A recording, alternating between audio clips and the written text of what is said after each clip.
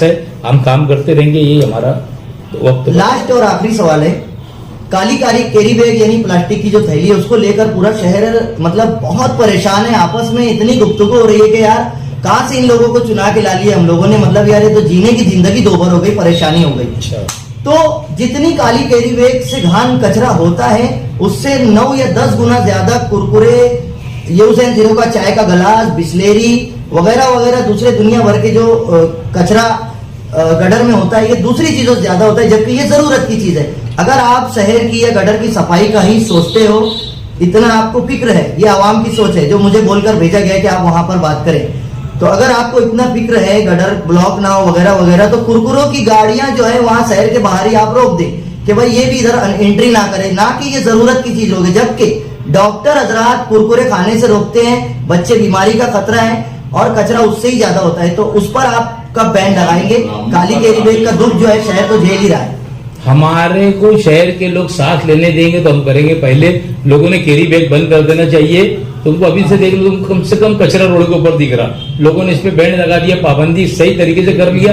मैं बोलता दूध की बात करते, तुम कमंडल लेके दूध ला सकते, तुम कोई दूसरी चीज लेने के लिए आते तुम थैली लेके जा सकते, पहले ऐसे ही होता था ना।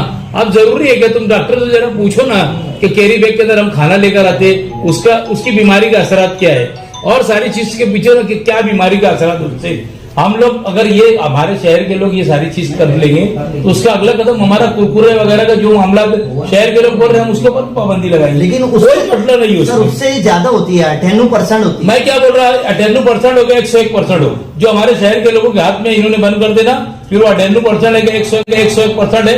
हम आगे उस कदम हमारा उठाएंगे और उसको भी बंद करके बताएंगे हम शहर के अंदर। ये तो हमारे जो लोग हैं, हमारे जो आज उनको है, उन्होंने बंद कर देना चाहिए। इनकी क्या मजाल के गांव के अंदर गाड़ी लेकर आ जाए, एक भी गाड़ी हम गांव में घुसने नहीं देंगे। इंशाल्लाह देखते हैं। बहुत बहुत शुक्रिया। 10 सवाल हमारे पूरे हुए, लगभग 11 सवाल हो गए, और उम्मीद करता हूं कि आप हर मालेगांव के शहरी का इसी तरह बेबाकी से कोई भी सवाल हो आप जवाब दें और देते हो। जितना खुलकर मैं आपके पास आया, मैं ये चाहता हूं मुफ्ती इस्माइल साहब के पास भी जा सकूं और अपने खालिद हाजी साहब पास जा सकूं, आसिफ साहब पास जा सकूं, लेकिन जाने को थोड़ा सा हिचक होती है कि यार ये थोड़ा गुस्सा गर्मी दिमाग, लेकिन आपका भी है, लेकिन ऐसा नहीं है। हम आपसे बहुत खुले दिल से एक बड़ा भाई समझ के हमेशा